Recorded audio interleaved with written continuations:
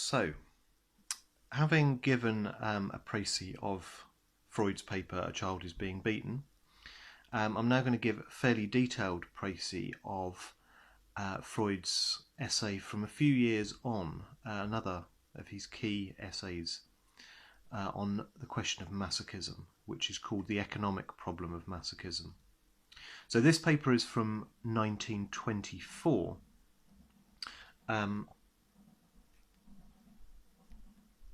And A Child is Being Beaten was from 1919. So Beyond the Pleasure Principle comes in between these two. We're now in the second topological model of the id, the ego, and the superego. And I was pointed in the direction of this paper by something that I wrote on guilt on my blog. And it's very clear why, because just as I wrote in that essay that and I've put a video up here, that crime is the consequence rather than the cause of guilt, and just as that crime may be an attempt to deal with the lack of castration, so the punishment experienced by the masochist atones for some terrible unknown crime that the subject once committed, at least through unconscious fantasy. And at some stage I will try to say something, not in this video but in another one, to say something about how this paper relates to instincts and their vicissitudes. And Jean Laplanche, in, can't remember which book, the book that has his face on the cover, whichever one that is, he tries to reconcile or tries to find a place between the two very different positions that Freud takes in Instincts and Their Vicissitudes, and then 10 years or more later in this paper, The Economic Problem of Masochism. So what's the path leading up to this essay? Of course, there's Freud writes about masochism in the Project of 1896, but of course that was not published in his lifetime. He writes about it extensively in the 3 essays on sexuality, and Instincts and Their Vicissitudes, and A Child is Being Beaten.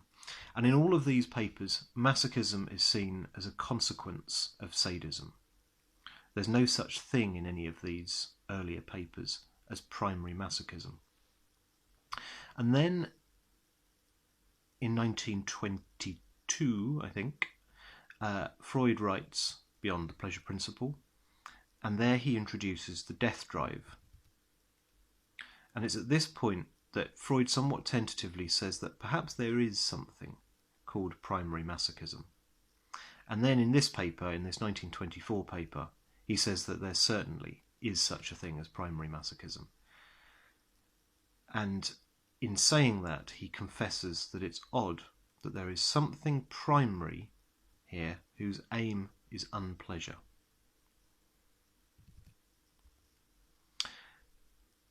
And this paper follows on from The Ego and the Id, which was written, I think, the year before.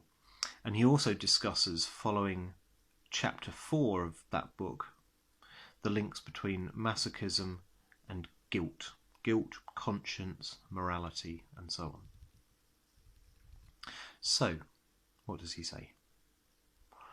So if we start from the pleasure principle, in other words, the avoidance of unpleasure, masochism doesn't make sense, because masochism's aim is pain. And the pleasure principle, as Freud had written in Beyond the Pleasure Principle, was seen as a kind of special kind of nirvana principle, a principle of constancy, which aims to keep stimuli to nil, or at least to as low a level as possible. But if they are one and the same, then it implies that all heightened stimulus causes unpleasure. And that's clearly not true, because sexual pleasure relies on heightened stimulation, and it's not a source of unpleasure. So pleasure and unpleasure seem to be based not on the quantity of excitation, but on some particular aspect of excitation. Freud writes, the nirvana principle expresses the trend of the death instinct, or of the death drive. The pleasure principle represents the demands of the libido or life drive, and the modification of the latter principle, in other words, the modification of the pleasure principle, which Freud calls the reality principle, represents the influence of the external world. So Freud says there are three forms of masochism. And he writes, as a condition imposed on sexual excitation, he's describing these three forms of masochism here. So it's as a condition imposed on sexual excitation, which he describes as erotogenic. In other words, this is where being turned on depends on feeling pain. The second form of masochism is as an expression of the feminine nature, which he calls feminine masochism. And the third is as a norm of behaviour, and he calls this moral masochism. So Freud begins by talking about the second of those, feminine masochism, although he describes that with reference to erotic masochism, where the subject enjoys being debased in some way. He writes, the masochist wants to be treated like a small and helpless child, but particularly like a naughty child. But he also says the masochist seems to be in a situation which somehow signifies castration, which signifies being fucked, which signifies giving birth. He writes, being castrated or being blinded, which stands in for castration, often leaves a negative trace of itself in fantasies, in the condition that no injury is to occur precisely to the genitals or the eyes. And he goes on, a sense of guilt also finds expression in the manifest content of masochistic fantasies. A sense of guilt finds expression in the manifest content of masochistic fantasies. The subject assumes that he has committed some crime, the nature of which is left indefinite, and he's committed some crime which is to be expiated by all of these painful and tormenting procedures. Okay, so if we go back almost 20 years to the three essays, there Freud had suggested that sexual pleasure comes as a coexisting effect of an internal process, that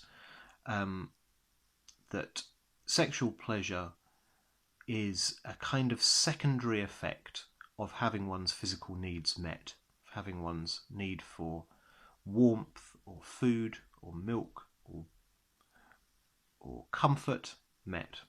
Sexual pleasure and love come from having those needs met. And to what extent perhaps influences our sexuality later on. That's what Freud said in the three essays. But here he says this theory is inadequate because it says nothing about the connection between masochism and sadism. So he replaces it with another theory, which he's already sketched out in The Ego and the Id, which is that the death drive is dominant in any organism. The death drive is always there seeking to disintegrate the organism, and the life drive, the libido, seeks to neutralise that death drive, partly by diverting it outwards. And that diversion can happen in various ways. It can happen through mobility, movement, aggression, mastery, a kind of will to power. And the sexual manifestation of that neutralisation of the death drive, Freud calls sadism proper. So the part of the death drive that remains inside is what Freud describes as masochism proper, And when it fuses with a sexualized libido, it becomes bound. This word that Freud uses a lot, bound, tamed, if you like, domesticated. It's made less destructive and wild. So Freud suggests that from this it might be assumed that sadism and masochism were the same, in that instead of being transferred outwards onto objects, in the case of sadism, it remains inside of me, with the self as its object in masochism. And what he's saying here is that in this theory, the only thing that distinguishes sadism from masochism is whether the object is external in the world or internal within the self. Freud also notes that the form of masochism that we see changes according to stages. So in the oral stage, we see a fantasy of being eaten, a fear or desire of being eaten. Fear and desire, of course, being two sides of the same coin. In the anal phase, we have a fantasy which we've already seen, not of being eaten, but of being beaten. In the phallic stage, the fantasy is of being castrated. And then in the what Freud calls in the final genital organisation, the sort of mature genital phase, the fantasy is of being fucked or of giving birth.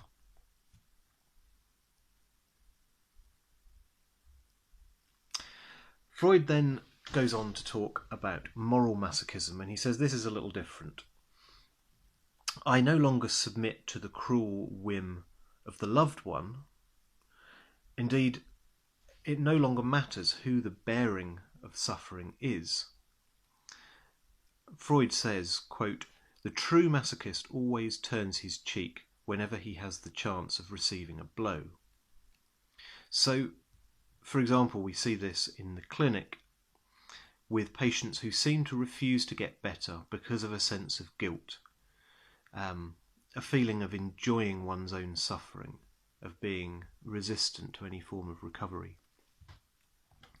Freud says what actually we may see this for years and years, that we have a resistance to recovery, and then something happens which causes the patient's symptoms to almost evaporate completely, and that something will be some kind of external event, a dreadful marriage, a sudden plunge into poverty, a sudden illness.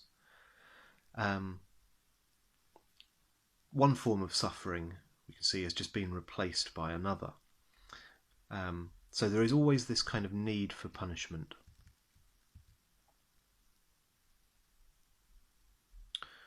Freud then goes on to ask, what is conscious guilt? He says it's a tension between ego and superego. This is not controversial, really. The ego has come up short of the expectations of the superego, and so the ego feels anxious. This is a conscious form of guilt. So, as I say, this essay follows on from the ego and the id, where this is where really the superego is first fully articulated. And Freud summarises some of that here. He says that the superego is, quote, the introjection into the ego of the first objects of the id's libidinal impulses, namely the two parents. So those first impulses are, those first libidinal impulses are thereby desexualized. Though in doing so the superego may have inherited and even strengthened the severity of those objects. Freud says the superego may then become harsh, cruel and inexorable against the ego which is in its charge. Kant's categorical imperative is thus the direct heir of the Oedipus complex. So in this formation of the superego, the sexual charge of the Oedipus complex becomes desexualized, gets turned into conscience, morality, and so on. And Freud makes a subtle differentiation between he whose sense of morality is especially harsh because of an extremely sadistic superego, And on the other hand, he who primarily seeks punishment and is therefore, you could say, drawn to sin. Now, in both of these, the one with the excessive sense of morality and the one who is seeking punishment, in both, the sadism of the superego is much more obvious than the masochism of the ego. But in the latter, the subject has gone full circle. His morality, which is a desexualized Oedipus complex, makes him want to sin again, makes him want to be punished by a sadistic conscience or by God, or in the case of actions which are harmful to the self, by destiny. And we'll leave it there.